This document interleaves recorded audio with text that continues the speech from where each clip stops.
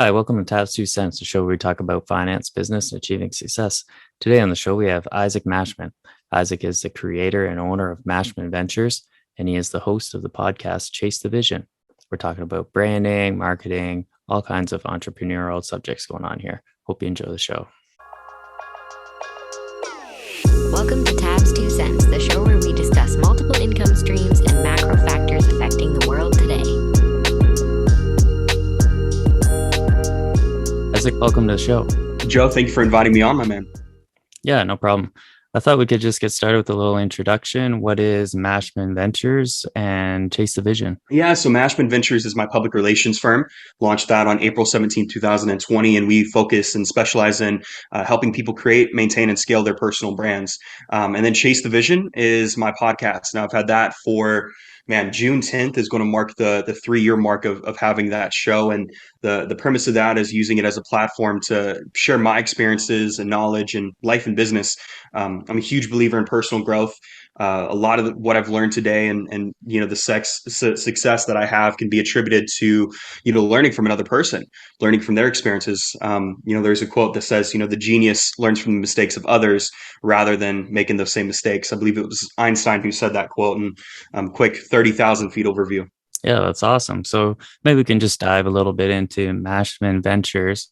I know certainly for me, I'm still a little bit confused. What's the difference between a brand, like branding and marketing? Like they kind of work together, but a little bit different. Yeah, excellent question, and that's something that a lot of people have been asking me lately, and that's actually partly why I wrote my book that I published last year. But branding can best be defined as what something is known as or known for, and marketing is how you get more people to know about it. However, it's important to also note that your personal brand is different from a company brand, which is different from an employer brand or your podcast brand. A brand is much more than just a logo and a name. That's part of it. But a lot of people think that just the logo makes the brand, but it's the message behind it. It's the mission. It's the product or service that's offered. So if you were to think about Coca-Cola, right? We know the italicized, the Coca-Cola logo. We might be able to even roughly draw it. Might come out pretty crappy. I'm not a great artist myself, but we know what the brand stands for. We know what they offer. We know the polar bears, right? The polar bears of of Coca-Cola. We think about Taco Bell here in America. The little taco dog that they had for a moment. It's like all those different aspects and pieces kind of come together to make the company brand. But where my work comes in is we focus on the personal brand. So you as Joe, right? And we would be focusing on you as the founder, or you as the nuclear engineer, whatever your field is. And it's oftentimes overlooked, but it's extremely powerful. Yeah. And myself being somebody who's just kind of diving into this with my podcast, and I didn't even know what a brand was until a couple of years ago. I was like, people said, I'm working on my brand. I didn't know even what they were talking about. But when you talk about personal brands, how much do you dive into those? Because I know at the start you sort of jump around a little bit. Do you think it's too late to change it at some point, or should you always be a little bit nimble? Well, your personal brand you've had since the day you were born. Even before you were born, your mom was like, "Oh my God, little baby Joe's coming out in a couple of months." Your parents determined where you were born. I don't know. I know that you're currently in Ontario. I don't know if you're from Ontario, but they determined where you're born, your political affiliation to a degree, what religion you were raised in, what schools you attended. And then from there, your teachers knew you as a student. They knew you for somebody. And then you graduate, you go to college, your friends, your professors know you for something. And then you jump into your professional fields and you continue growing and scaling your personal brand. And so it's not something a lot of times people believe that they have to create a new personal brand. All you have to do is direct and make use of the personal brand that you've had your entire life. You can never create another one. You're always going to be you. And so I think that's important to kind of signify in saying that, a lot of times people are saying I'm working on my brand, and they're working more on it's a mission. It is it's something that they're pushing forward, kind of like a series of beliefs, culture. But a lot of times they focus on something secondary when they should be focusing on their personal brand, realizing that people are going to remember them and that develops their authority. It's never too late to start. And I mean, the older you get, the more people, connections, network you should probably have had built over the years to where you could even propel yourself forward quicker. I've seen a lot of CEOs, a lot of people in business, finance especially, to where they were unknown to the general public for decades. And now they're coming onto the scene as thought leaders, as people saying, hey, we took this company public in the, the dot-com boom. We've done X, Y, and Z. We've raised billions of dollars, and they already have authority to where people are now comfortable listening to them and viewing them as mentors. Yet 2 years ago, they didn't know they existed. Yeah. So you can really build off your own accolades then, and just make sure that people know where you came from. Yeah, absolutely. Without a doubt. And I mean, it's important to do things that build up your credibility. And, I've had the opportunity of talking to people in the past that haven't really built out their social media following, but they built out a successful company. And now whenever they want to build out their personal brands, they're able to get that public's viewpoint. But regardless, you'll be known in your social circles. You'll be known in your professional circle. But to be known by everybody, that's the question. And I know a lot of people, feel like they need to be introverted and that they want to be private. But I'd honestly say now, if you're wanting to build a business, you can't afford not to be, and not to be building out your personal brand. Yeah. And it's a lot harder than people think to, get out there and get exposure. And I had a discussion with a real estate agent. I said, hey, do you want to come on the podcast? It could maybe get you some exposure. And he kind of was along the lines of, social media is not for me. If people want to find me, they'll look for me. I'm kind of like, that's great, but maybe they're looking for somebody, which could be you. So what do you think some tips are for people who maybe have a good product or service that they want to get out there? Yeah, well, number one, realize that people aren't going to be coming to you, because now we're entering, that's an old world thinking. Even before I was even born, people were, thinking about that and such. But if I was to go and be looking for a real estate agent, yeah, I could go with the person I know possibly, or I could be going and finding the real estate agent that is building out her social media or their social media and, has a track record saying, hey, we're the number one real estate agent in this specific area in this market. We've done X, Y, and Z. We've done this. And then you build out the relationship. And I think that social media not taking advantage of that is leaving a ton of money, potential clients, or if you're even into philanthropy or nonprofits, it's like, you're doing yourself and the cause that you're standing for a disservice by not putting yourself out there and not taking advantage of these tools. They're here to, serve you and assist you. And so, I mean, initially I would say get on all the social media platforms, get on Facebook, get on LinkedIn. If you're in business, especially, having a professional profile on LinkedIn is important. And when it comes to personal branding, my work isn't just like, let's go ahead and get you on a couple social media platforms, but it's important to have something called omnipresence. Omnipresence is have you ever heard of that term before? No. Okay, so omnipresent is normally referred to when we're talking about God. Any religion, God is everywhere all the time, right? And so in the least sacrilegious way that I could say, you need to be omnipresent with your personal brand. You need to be everywhere all the time to where now opportunities are finding you. And social media has algorithms that are meant to keep people on the platform, meaning that they're pro-creator. They want to see you win.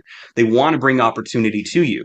And the more places you're out there, the more things that you do to establish your authority and your credibility means the more exposure and the more potential eyes, the more attention you have is the better. I was just reading an essay by Andrew Carnegie, and he said, you need to seek attention. That's paraphrasing it, but he says, if you're looking to even gain in your career, a lot of times they say to be hush hush in your career and just go skate by, do what the boss is telling you. But the correct way of doing things is actually getting the boss to pay attention to you and getting everybody to see you. So now they're like, hey, this person is trying to go above and beyond. So it's like, even if you're not in business, even if you're not an entrepreneur, or maybe you're an entrepreneur building a career, it applies. People are going to think of you for something. Yeah. And the lessons that I've learned along the way, and like I said, my first Twitter account just started March 2020. So like I haven't been doing this that long. I didn't even know how to use it. I had to learn hashtags and stuff, but I'm learning along the way. And definitely something I realized was that the lessons you learn when even if you start a podcast, say, are huge just from the very beginning. Like you start to learn how to network properly. You start to make some connections. You start to look at these social media avenues. And one thing I want to ask you about as far as social media, do you think you should focus on the ones that you use because you're more likely to use it more often? Or do you think you should focus on the ones where maybe there's the most traffic? Yeah, well, how can you be omnipresent if you're not on all the channels? Now, I'm not saying that can be misconstrued and said that, oh, you need to create content for all of these channels. But in reality, people who maybe crunch for time, maybe especially I've been talking to a lot of clients and prospects lately, and it's like, I don't have the time. And I'm like, you have to make the time, but it's not like you have to spend 24 hours a day, your entire life creating content, creating content, creating content. But what you can do is you can create content once and distribute that across multiple channels. So what I mean by that, let's say you have a post on Instagram or you're promoting an article or something. You could take that same post, that same caption, and post that Same thing on Facebook, on LinkedIn, on Twitter. Now, Twitter, you have the character limit, so you might need to paraphrase, but you can also post it on YouTube. Or if you have a short vertical video, which is, to answer your second question, performing exceptionally well right now, generating a lot of exposure, TikTok, Instagram Reels, YouTube Shorts. But given what I'm telling you today, and at the time somebody is listening to this podcast, might not apply 2 years from now or 3 years from now because algorithms are consistently changing. But right now in 2022, short form vertical video on Instagram, YouTube, and TikTok, like really, really growing. And I would say that's important to spend time kind of creating content. And if you're not somebody who feels comfortable behind camera, work on it. All it takes is literally pulling out your phone and recording. I used to be the guy who, like, I don't even have certain, yearbook pictures because I ran away from the camera. I was like, I'm not even showing up. Like, and I didn't stay home, but I stayed in my teacher's classroom and ate lunch after, rather than going to picture day. And I used to hide and be in the very back row. But now I realize that I need to be in the forefront and need to run towards the camera because that's how I get more exposure. And same with even doing a podcast. How was it when you heard your voice for the first time, Joe? How did you feel about it? I was okay with it. I know a lot of people hear the voice and hate it. For me, Yeah. I was just like, yeah, I guess that's my voice. Okay, well that's an anomaly because most people ask that question. They're like, I hated it," and even myself, I used to despise the sound of it. But I realized that that's kind of a trade off of leaning into that discomfort and going into it anyway. Yeah, for sure. And it's interesting you mentioned the algorithms because I was listening to a TIP podcast. I wish I could remember which episode, but the guest was talking about YouTube and Mhm. being a creator. And he was saying how the algorithms now are so powerful. Like these are multi-billion, trillion-dollar companies. And when you're a creator on these platforms, those algorithms are working for you. Mhm. If you're a viewer on these platforms, if you're watching YouTube, then you're, what they're selling. You're the product. Exactly. So all you have to do is start making videos and you're essentially, working with the algorithm for YouTube in a sense. Yeah. Now, even though you're working with YouTube and kind of partnering with them, it's important to also not just rely on algorithms. This is something a lot of people think that, oh, if I just create the content, people will naturally come to me. And the answer is no, that won't happen because why would they come to you versus the next guy? And that's why it's important to kind of take yourself serious in this. This isn't some like hobby, but also understand that by putting yourself out there creating content, it can help your career. Like let's take a hypothetical situation like you're applying for a new job, a new position that is, let's say, market research. As boring as that might be, or as entertaining as that might be, let's say you start creating content on social media and you have, your Instagram handle, you have your Facebook profile, and on occasion you might throw a statistic or a post or make a video about market research. Now you employ, the majority of employers now are looking at their social media accounts of the prospective, hirees as well as their employees to kind of gauge, hey, are our employees, being a good representation of our company. Now they see that you're interested in the job that you're applying for. You have a decent level of interest. Are they more likely to hire you or the person with the same accolades but doesn't have the social media? And so this transcends, and I'm enjoying this conversation because it transcends the entire realm of, oh, all you need to do it for is to grow your business. No, you can do it to grow your career or even your reputation on a local level, in your city. Yeah. And actually, something I've noticed is I've had a lot of great conversations with people outside of the podcast because they may listen to an episode and then they're more likely to approach me with different subjects like, oh, hey, Joe, like, what do you think is this? And then, at a social level, that just is a larger network. You can make more friends that way, or you can have better relationships because maybe you wouldn't talk to those people before, which I think is an interesting effect that I didn't expect. Yeah, 100%. I think that's an enjoyable effect too. Yeah, for sure. So one thing I want to ask you about, and because I do YouTube as well, so this is on YouTube and on audio versions. Mhm. What do you think about tags? What do you think about thumbnails? Like all these things? Because I know that I'm probably in the vast majority of people who feels like I put out a decent product, but maybe don't get the views in return. And it's Mhm. probably one of those things where you just got to get out there a little bit more. Yeah. Yeah. Well, YouTube is one of the most difficult platforms to establish momentum on, but is one of the easiest to keep. A lot of platforms, it takes or it's relatively easy to blow up, like TikTok, for example. The algorithms are pushing you out, pushing you out, pushing you out. You could have a brand new account and reach and literally go viral. I've seen it on random, grandmothers who are like 80 years old, have more wrinkles on their face than, it's remarkable. Yet they blow up and now they have an audience of a couple million, and now they're actually able to generate more money than they've probably ever made in their entire life because they're getting the creator fund, they're getting sponsorships, they're getting all these different things. I think one of the guys, I don't remember, but it's called Grandma's House, and he's built his entire social media following based around him and his 90-year-old grandmother doing ridiculous stunts. But now he's making hundreds of thousands, if not millions of dollars at this point. But YouTube, I would say, if you're starting out, even if you've already put out a roster of content and you have something to promote it on other platforms. So, for example, if you're on LinkedIn, reach out to some people, even in person. If you're talking and having a conversation, don't be afraid to maintain contact with somebody new for the first time and say, "Hey, what's your Instagram?" I use an NFC business card rather than the paper business cards, because 80% of those get thrown away. But I had the opportunity of interviewing the founders of the company. But I was at a networking event last week in DC, and I'm going up. I'm networking with every single person. I'm trying to get their Instagrams. I'm trying to get their Twitters, their Facebooks, their LinkedIn's, so I can continue growing those relationships. But now I can say, hey, go ahead and subscribe to me on YouTube. Oh, you're interested in podcasts? Listen to my show on YouTube. So you're encouraging that action to be taken. Now, on YouTube, there are things that you can take into consideration, and to get super micro specific here, regarding having a title that is searchable.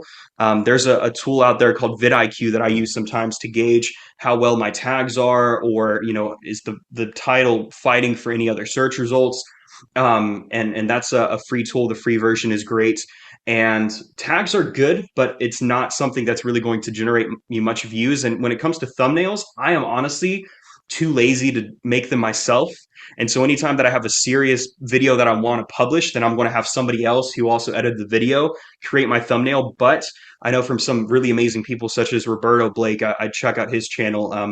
He's definitely big on having thumbnails and having kind of that seamless branding, having consistent branding.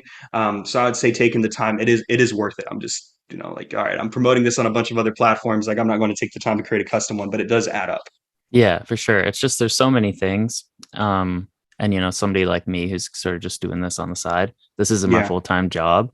Like it's interesting to talk to someone like you who's obviously put a lot of thought and effort into this type of industry, and just kind of wondering, like, if you're someone like me and you're just starting a podcast, where do you think the initial focus should be? Social media, thumbnails, content, shorts? What would you say for somebody who's just starting? Distribution channels. That would be it. Once you get the show, you get the name, you get the cover art, you get it looking good, get it on as many channels as possible. I don't know, like, what service do you use to distribute your show? Is it Anchor, Libsyn, Podbean? Podbean. Podbean. Okay, so that when you signed up, you go for the monthly subscription, they get you on a variety of channels, but they don't get you on all the channels. So I'd say take your time and do research. You can get on Amazon Music, that has high ranking. You can get it even on directories that are in India, such as Ghana. You can get on a lot of these different sites that can help you take up more search results when the podcast is viewed, put you in front of more potential people organically, to where now you have the option of somebody's going through browsing podcasts and yours just so happens to pop up, so you're able to get some more organic listeners. And then after you have the distribution channels taken care of, because that's something you only need to do once, you get it on all the platforms, you're good to go. Then I would say really put a lot of emphasis into marketing and being consistent with how often you're publishing your show. The most successful podcasts have a consistent schedule to where they're posting every Monday at this time, every Tuesday at this time, and doing those things that will make you look like you are in association with the greats is how people start viewing you as one of the greats. And that's kind of a mental thing that you got to do. You got to kind of turn that trigger on, saying, hey, what am I doing this podcast for?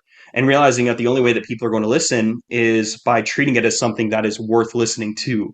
The average show, I quote the statistic all the time, is they never pass 20 episodes. They never pass 20 listeners per episode. And then afterwards, the podcast goes into the grave. And so it's like, even if you pass the 20 episode mark, you're doing better than most. And then from there, the numbers will take time. But getting yourself on different platforms, for example, with my own show, Chase the Vision, is how I've been able to chart. Like the beginning of this week, I was charting at #1 on self-improvement in Mali. I'm like, I've never been to Mali before. I've never been to West Africa, and my podcast is charting because I was on different platforms that are widely used in Mali. If I was to look at the statistics. Yeah, that's really interesting. You never know what kind of base is going to take interest in your show. So yeah, I think that's definitely important to just kind of get it out there.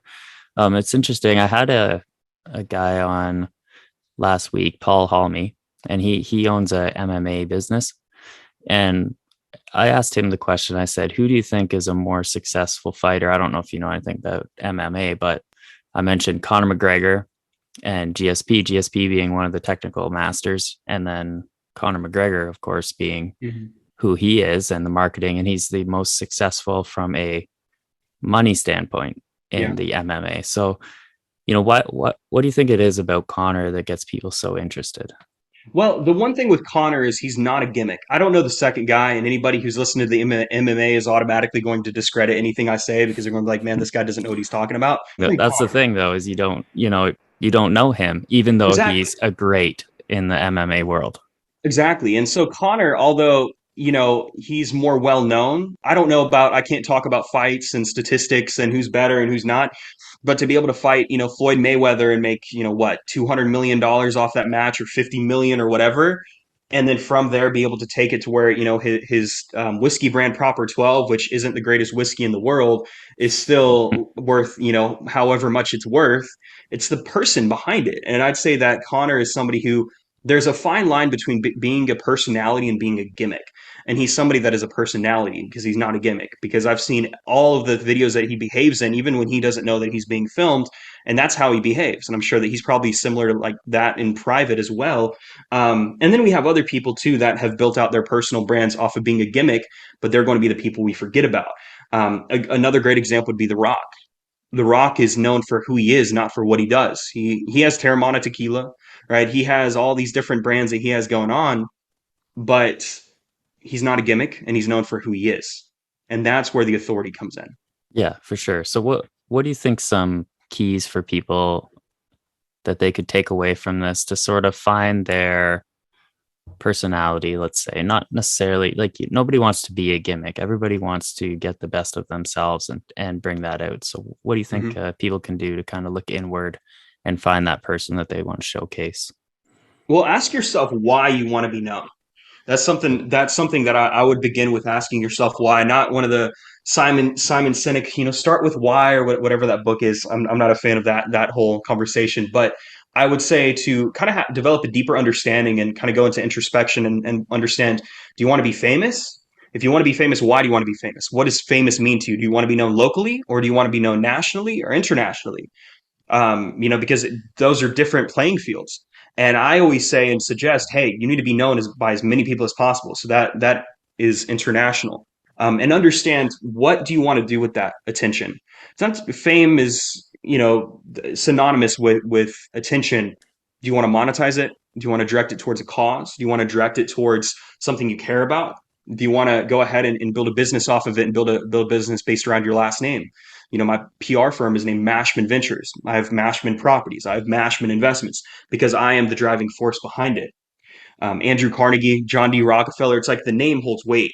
So after you kind of have that figured out, and you might not have to know every single minor detail, but just having a general understanding, then I would start taking yourself serious and understand that the only way that people are going to pay attention is by positioning yourself as a public figure, getting on all the social media platforms, being omnipresent. I'm not saying you have to create all this kind of content, and then understand, what do you want to be known for outside of just who you are, right? Because you have different things that are unique to you, specific interests. You being a Canadian, you're naturally going to be able to connect with Canadians better than I would.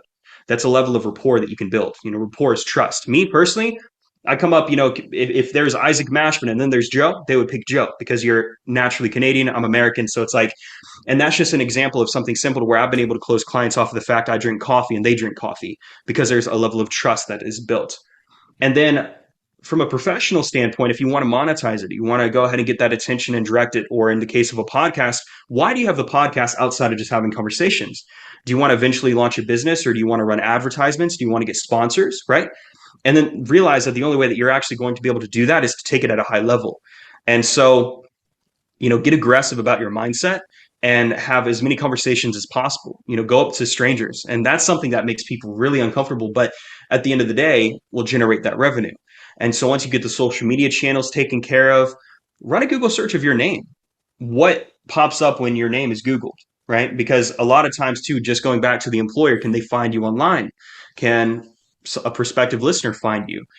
So, for example, if you have a name that's not common, what can you do to pop up? You might want to be known as, you might want to include your middle name. Let's say your name is John Smith. You might not pop up, but you go by John Z Smith. You might eventually pop up. And I'm going into some specific tactics here, but these are all things that kind of add up. And if you've been in business for 2 decades, highlight that fact. I've had one client who's an author, and I'm like, all right, well, you're an author. That's one point of credibility. Okay, so you've also been an HR professional for 2 decades. So that's a point of credibility. That's a point of trust. And now you need to let people know about it and talk about yourself, which makes people uncomfortable. And don't be a narcissist about it and say, oh my God, look at me, look at me, look at me. But don't be afraid to share what you have going on, because that at the end of the day is how you make more money, you get more attention, you help more people, you direct more eyeballs to a cause or to a nonprofit. And so it's like there's so many different benefits to it. I could go on for hours on end. Yeah, for sure. I think just be yourself is the key there, and don't be scared to brag a little bit about what you've done, because people put a lot of work into their lives, and it doesn't matter what it is, but it takes a lot of effort to, say you're a guy who plays in a blues band. Like I've played in some bands in my life, and I know the time and effort it takes to get dialed in and time to play a show. And that kind of thing shows dedication and discipline. And then if you carry that over into other aspects of your life, then it's definitely something to think about for sure. Um, what do you think about success in general? Because one of the things I say on this show is at the very beginning, I always say how to achieve success. Mhm. What do you see as success for you? Just curious. So for me personally, I'm so tempted to use the quote, because this is honestly the best definition I've ever heard, and my mentors have ever heard as well. And it's by Earl Nightingale. And Earl Nightingale says that success is the progressive realization of a worthy ideal. It's something you're working for. My definition of success is going to be different than you. And he mentions in his audio, The Strangest Secret, that the stay-at-home mom who mothers her two children, that could be success to her. In my own life, success is living up to my potential. And the interesting thing about that is potential cannot be defined. And whenever we have that conversation of what is potential, there's no way of knowing what that is except you're living up and doing everything that's in your power to be better than who you were previously and working towards that next level. And so, and it isn't just about the material side of things, the financial aspect. Yeah. Am I working to become a billionaire? Yeah, I got a good ways to go. Don't get me wrong, but it's like I have my eyes there, but I'm working to live up to my potential in relationships and friendship. The relationship that we're building in conversations, even being a better cat dad. Like that is literally a form of living up to your potential. As stupid as that might be, it's like, what can you do to be better? What can you do to be better, a better mentor, a better father, a better son, a better relative, a better cousin, a better businessman, a better leader? So that's kind of what success means to me. And then I could get into a little bit more specifics about like the metrics, but living up to my potential is like what I call and what I refer to as my purpose in life. My purpose is to live up to my potential. The closer I get to that, the better every other area will be in suit. Yeah, for sure. I'd have to agree. Just live up to the potential and do the best you can with the hands you're dealt, and keep on grinding for sure is definitely where I'm at as well. I think for me, when you say what's your vision, why do you want to, let's use my podcast for example. And for me, the reason I started this show was just to learn from other people, because I find that I learn a lot more within a conversation like than I would from reading or whatever. So for me to actually engage in conversation is the best way to learn. And when you talk about networking, something that I've noticed is that the farther along I've gotten, the better my guests have got, because, well, not necessarily better, but certainly like more established in these Mhm. areas. So like, more experts in certain areas. As you begin to network, they're more likely to come Mhm. on your show. So I think that that's, a good thing to look at, because as you say, the bigger your audience gets, the bigger your following gets, maybe you're more likely to land some of those big interviews. Yeah, and that's man, that is a fantastic example of why you're doing the show and how you're taking those action steps to kind of move forward in those areas to where if your goal is to learn more and to have conversations, it's not to necessarily network, but it's to be able to have a conversation with that person that can get you that information to where you can soak it up as a sponge. But now you start with the show, you might start with one guest who might not be extremely credible or might have just been starting off or having a casual conversation, and then you progress and the caliber of guests increase as your listenership increases, as the previous number of episodes you've recorded increases. Now so do the guests, which also means that the amount of knowledge that you can soak up, or at least the value of the knowledge, is going to increase drastically and exponentially. And so that's a fantastic example of how why you started the show is actually starting to come to fruition. And so congratulations, man, on that. I love that. Yeah, for sure. And that is the goal. And not only that, but the more conversations I have, then other people can listen as well. Mm-hmm. But I do find it interesting. I have to say, like, some of my first guests are not necessarily subject matter experts. So I have a guy who comes on, Doug, is all he goes by, and he's been investing for 30 years as a personal DIY investor. But some of the knowledge built into that interview is amazing, really. It's, I thought, as good as something you would hear from someone who's been in the financial industry. Mm-hmm. What do you think about pulling information from people who aren't necessarily subject matter experts? Because a lot of people know a lot of stuff, is what I've realized in my life. Being a subject matter expert is not, it does not mean that you have to be known by everybody. You can be a subject matter expert and not be known by people. Mm-hmm. So it's really in a case of Doug, right? Doug. Yeah, exactly. You're like, his name is Doug and all he goes by is Doug. I'm like, all right, Doug it is. But in Doug's case, he's been investing for 30 years. He's not bankrupt.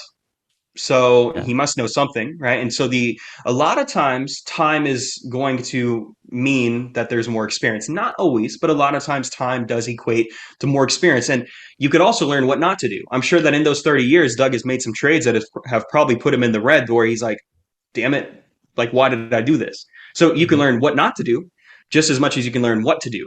And being a subject matter expert that is a public figure expert, and somebody that's well known by the masses, that's different. But you can be in private, and this goes back to how you are building out your personal brand. Are you building out your personal brand in the right circles, or in a way of being anonymous?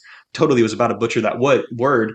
Or are you building out your personal brand or your credibility in a way to where every single person knows you?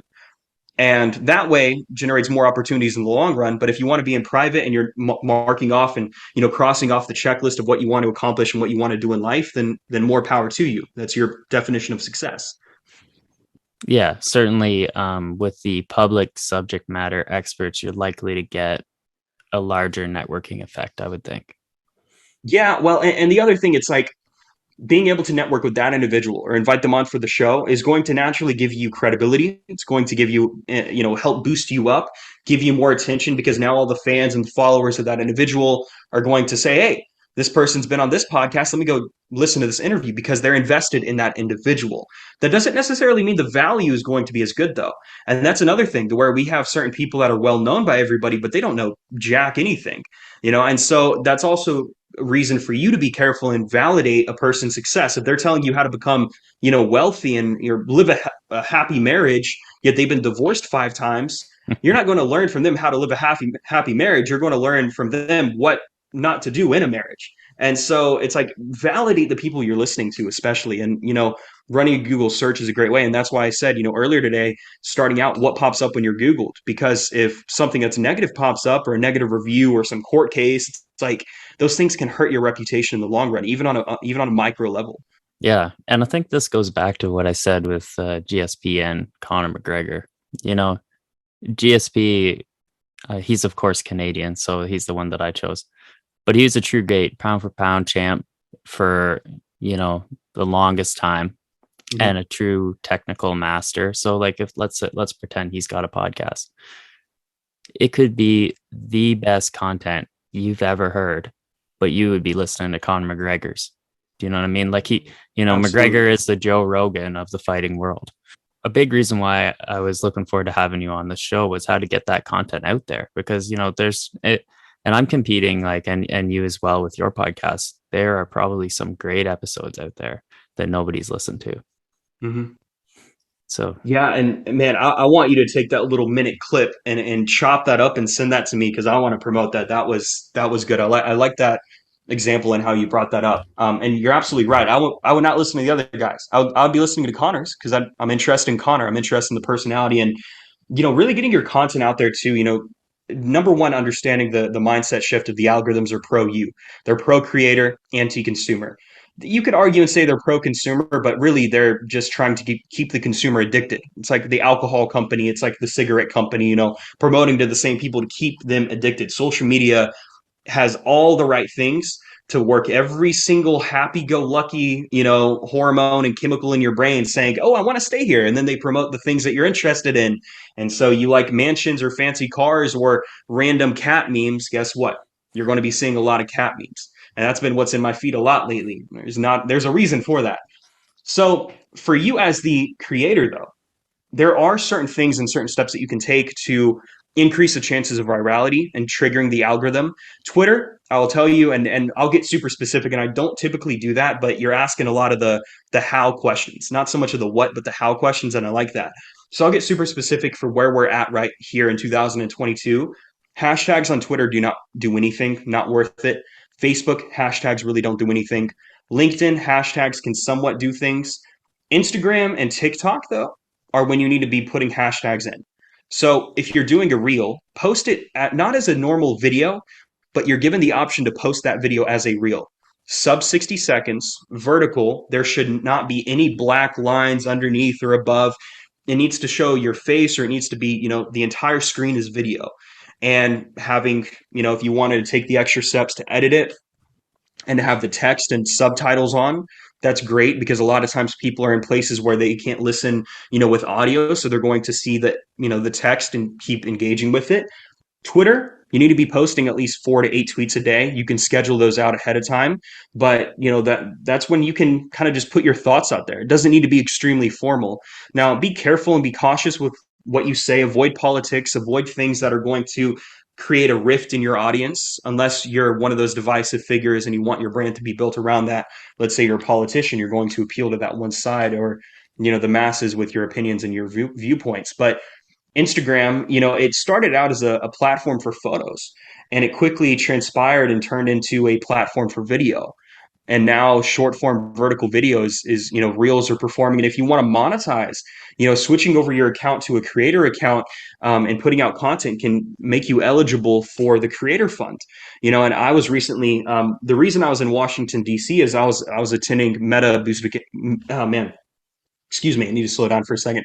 Meta Boost Gather, which is Facebook, Meta, their annual event for business leaders in the United States. And so they flew 500 business leaders to Washington, D.C. for this conference. And a lot of us were getting paid from Facebook. We were getting, incentivized to create content through the Reels and the Creator Fund. I know people who have, a couple 100,000 followers that are consistently getting $800 to $1,200 every single month and supplemental income just by creating reels and creating content. Then, I mean, I could get into more specifics, but every single platform has a different psychology about it. But once you understand that psychology and how consumers behave, then you're able to lean into the psychology. And I hate to use the word, but for lack of a better term, manipulate the consumer behavior. And that's what algorithms do. They're there to manipulate you. yeah, and I think everybody knows that, and they just accept it. Pretty much. I think Pretty much. one of the first couple episodes I had was with a friend of mine who's been in the video game industry for the last 20 years. And it was actually, I think, a great episode because we talked about building a video game and how to advertise it properly. And, something that he said was, you don't need to spend hours and hours researching and finding the perfect way for you.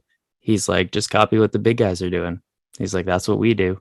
So he said, his is a smaller company. So they had the game My Singing Monsters. I don't know if you ever heard of that app, but you could like stick them together. Anyways, the face was like a cartoon character. And he said that everybody else would open the mouth of the cartoon guys. As soon as they did that, their downloads went up like 30% or something. So he's just like, you can learn a lot of lessons from the guys who are really making it. So I think certainly something I need to do, and what I just learned from you is kind of cater to each social media's presence in a way that the best are in that area. Yeah. And man, if I could add one more thing and then I'm gonna shut up. He talked about reverse engineer what is successful, what is working. And if I could, shameless plug for a second, I actually mentioned that in my book. I wrote Personal Branding and Manifesto on Fame and Influence last year, and a super short read. I explained the what and why of personal branding, but one of the things I discussed is reverse engineering. And that's what I did with when I was building out my personal brand. And I didn't start out building out personal brands as a living. Like that wasn't my first business. I was in network marketing three different companies, 4 different times, excuse me. I did a clothing line. I wanted to do drop shipping. I managed musical talent for 6 months, wanted to do a record label, had all these different things that I was doing.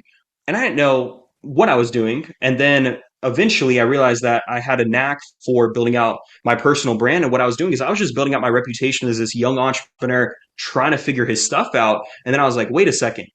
I was reverse engineering all these successful people, learning what they did. Let me do this to a high level.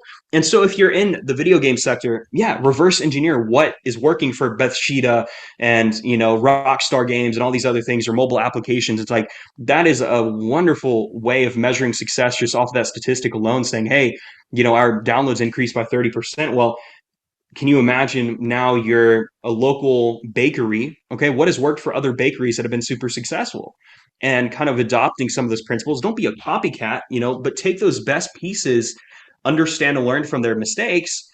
And now you're going to get this well optimized machine that is just going to run and get you results. And I think that's the most brilliant thing that you could ever possibly do. Yeah, absolutely. And I think when we talk about why we do things, for me, for this podcast, the first goal was to have great conversations like we are having today, to be honest. And then the second was to learn lessons in a absolute zero risk way. So, and then carry those lessons over to a real business with real money. So one idea I had, and I know you're a coffee guy, and it's just kind of a funny thing to talk about, but let's just use it as an example. I always thought that it would be cool to have a food truck that does coffee. So like, a coffee truck. I don't know if you guys have any of those down where you're from, but let's say that I'm the guy who has a coffee truck and you drive it to the events and you can do all those things. Probably a great way to be successful in that business would be, find what works for other coffee companies and reverse engineer off that. Yeah. Well, I mean, I could go ahead and pull a couple of examples right now just off of that idea and saying that creating experience with the coffee truck. Obviously, you can't have people come into the truck and sit down like at Starbucks, but the menu of Starbucks was done methodically.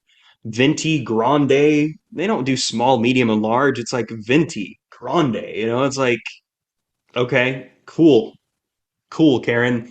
But it's like those are those things though that are creating an experience for their consumer, which helps them stand out. Which is why they're beating Dunkin' Donuts, they're beating Panera Bread, they're beating all these other coffee shops, and people are willing to pay. I was at the airport, I dropped like $8.35 on some like caramel double shot espresso coffee, and I'm like, growing up, if I spent $8 on coffee, my mom would have like been like, no, absolutely not. Like you're grounded, But that's the thing. It's the experience, and so that is especially important for brick and mortar businesses too. And one of the things at this event that I was at for Meta, um, listening to some of the issues that the small business owners that had brick and mortar stores were facing, I'm like, me as a digital business owner, my business is online. Sure, I might have a physical office space eventually, but I'm able to work from the comfort of my home and have a remote team. And this is a model that more and more businesses are seeing that is, succeeding. Yet at the same point, these brick and mortar businesses are struggling. And so it's like one of those things that they could do to increase revenue and increase their visibility and their social presence and their reputation, because reputation management is not just for personal brands and it's not just for companies. Both have their time and place. is to create a customer experience where whenever somebody comes into that store, they want to share it on social media. They want to leverage the consumer's personal brand to grow the company's company brand. That's what more and more businesses are starting to do, to where you think of a boutique shop. They probably have 10,000, 20, 30, 40,000 followers on Instagram because of the experience. People come in and they want to show, hey, look where I'm at. I'm at the place, or going to a shopping mall or something like that. And so, if you wanted to do a mobile coffee truck, which I think I might have seen once or twice, but it's not like a super big thing, but you get that parked outside of a corporate office, baby, you're set. Creating an experience with the menu or what they're getting, or is there an incentive or something like that that will incentivize them to come back. That's how you stand out. That's how you establish your reputation. Yeah, absolutely. And I know you mentioned you're like not too far from Miami area. Like say I'm up in Canada, so it's cold here a lot of the time. So Mm-hmm. coffee's a good go. But down there it could be a slushy truck or whatever, iced coffee, and then you get the right music playing, you get the right vibe out there, you get some picnic tables in front. You could definitely get some shares, and people are going to want to post on social media and stuff like that. Yeah. It's interesting that you mentioned that they cater to other people's personal brands. I've never really thought of it that way. Is that Mm-hmm. something that's kind of emerging, or is that just, been around for a Well, while? let's think about influencer marketing, right? All these people now who are, they're nano influencers, micro influencers with 1,000 or less than 10,000, or they have Shaquille O'Neal who's on an Epson printer commercial. I never thought I'd see Shaq on a commercial for printer ink, but it happened. His face was on the Domino's pizza. So it's like that celebrity marketing is now influencer marketing, and vice versa. A lot of these influencers are becoming celebrities. A lot of these celebrities are also doing the influencing. It's been around for decades. But when it comes to corporations leveraging the personal brands of the consumer, of the client, of the customer, of the person walking in the store, it's been going on forever, because word of mouth has always existed. Word of mouth is still the most powerful form of marketing. It's just the tools and the medium for leveraging the personal brands have recently evolved to where now, whereas, let's say you had a group of moms who were sitting around talking about what they got from the grocery store back in the 50s, that's evolved to where now they're sharing it to their Facebook group, their Facebook page, they're sharing it to their Instagram stories. So it's like the medium and the platform and the way is evolving, but that word of mouth is still existing. And it goes back to the medieval times. People would go to one baker versus the next. People would buy the swords and the weapons and the shields from one blacksmith versus the next because of the reputation of that one. And then they would spread the word and say, you need to go to this guy, not the other. And that is a form of kind of the crowd mentality, because now it's like, oh, I want to fit in. And your word carries weight. I trust you. I know you. I like you. I'm going to listen to you, and I also want to be like you. So let me go to the same place. And so it's consumer psychology, which is super intriguing. And that's kind of why I like doing what I do, because I'm like, how can I influence that in a moral and ethical way? And that's why it's fun. Yeah, and there are so many avenues to work at nowadays, as you say. So It's many, crazy. And so many. yeah, like I'm just trying to wrap my head around all this stuff. But I think with that being said, I think we covered a lot here. I'm gonna have to listen to this back a couple times and maybe have you on again with some more intelligent questions as we move Love to forward. be back. No, man, you asked a lot of the intelligent questions. So don't get me wrong. You asked some Yeah. really, really great questions, and I'm just excited to see how you grow with your show and your own personal brand, and the show's reputation. And yeah, anytime you want me back, just let me know.